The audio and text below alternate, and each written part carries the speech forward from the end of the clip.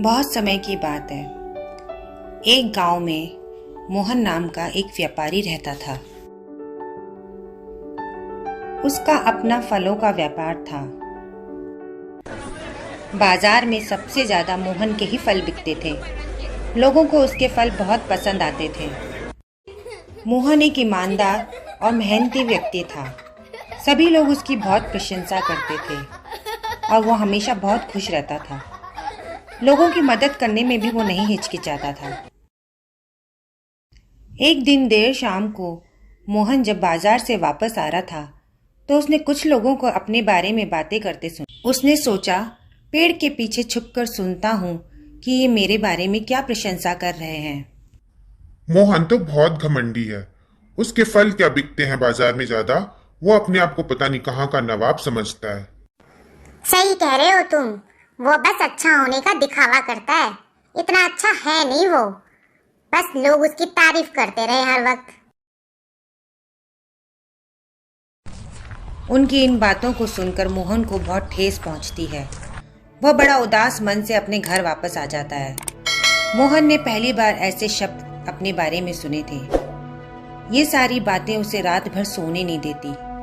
पूरी रात वह यही सोचता रहता है कि ऐसा क्या हुआ कि लोग उसकी बुराई करने लगे हैं। क्यों अब लोग उसे पसंद नहीं करते हैं। मोहन पूरी रात इसी बात को सोचता रहता है। अब अगर मोहन जहां भी कुछ लोगों को बातें करते हुए देखता तो उसे यही लगता कि ये लोग उसकी बुराई कर रहे होंगे, और अगर कोई इसकी तारीफ भी करता तो उसे लगता कि जैसे वो उसका मजाक उड़ा रहा है।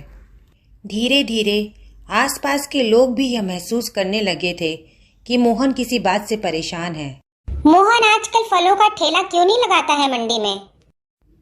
पता नहीं मौसी, मैं तो खुद बहुत परेशान हो गई हूँ। पूरे दिन घर में ही पड़े रहते हैं। अब आप फल बेचने क्यों नहीं जाते हैं? पूरे दिन घर में ही रहते हैं। कोई परेशानी है तो बताते क्यों नहीं है? और अगर मुझे नहीं बता सकते तो पास में एक स्वामी जी का शिविर है, वहीं चले जाइए।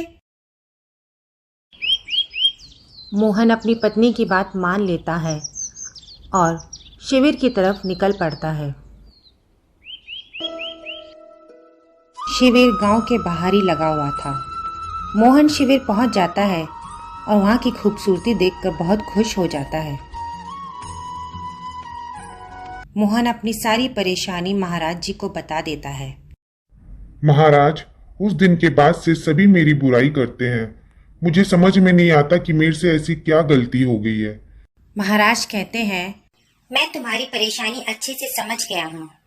एक काम करो, आज तो बहुत देर हो चुकी है, रात भी हो चुकी है, तुम यहीं ठहर जाओ। महाराज के कहने के अनुसार मोहन शिविर में ही रात को रुक जाता है।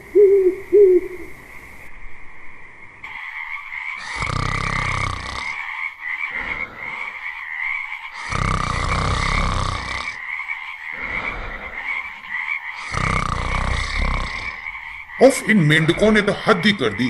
कितना शोर मचा रहे हैं। रात को भी आराम से सो नहीं सकते।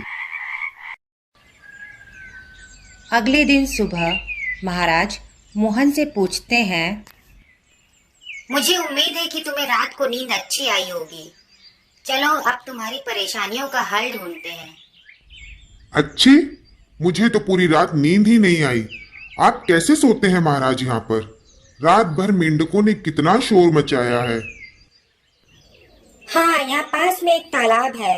कुछ मेंढक रहते हैं उसके अंदर, पर हमें तो अब आदत हो गई है। कुछ मेंढक नहीं है, कम से कम हजारों मेंढक होंगे।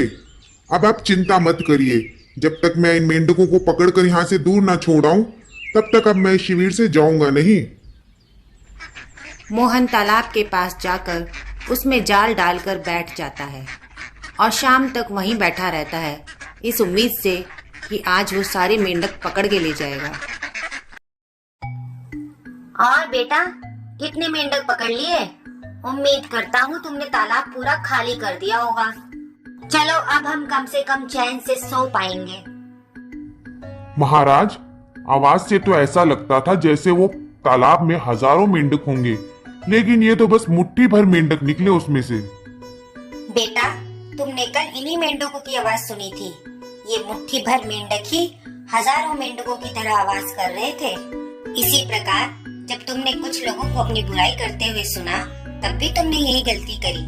तुम्हें लगा कि हर व्यक्ति तुम्हारी बुराई कर रहा है, पर बुराई करने वाले लोग इन मुट्ठी भर मेंढकों की ही तरह थे। इसलिए अगली बार लोगों को बात करते हुए देखो तो ये मत सोचना कि वो तुम्हारी बुराई कर रहे हैं। और इस बात को हमेशा याद रखना कि तुम कितने भी अच्छे क्यों ना हो, कुछ लोग ऐसे जरूर होंगे जो तुम्हारी बुराई करेंगे। तुम सबके अच्छे बनकर नहीं रह सकते, इसलिए सबकी बातों को अपने दिल पर लेने की जरूरत नहीं है। मोहन को अपनी गलती का एहसास हो जाता है और वो फिर से पहले वाला मोहन बन जाता है। दोस्तों, इस कहानी से हमें यह सीख मिलती है कि हम कितना भी अच्छा कर ले, जिंदगी में कुछ लोग हमारी बुराई जरूर करेंगे और उन कुछ लोगों की वजह से हम हर किसी को बुरा नहीं कह सकते। कहानी पसंद आई तो लाइक और सब्सक्राइब जरूर करें।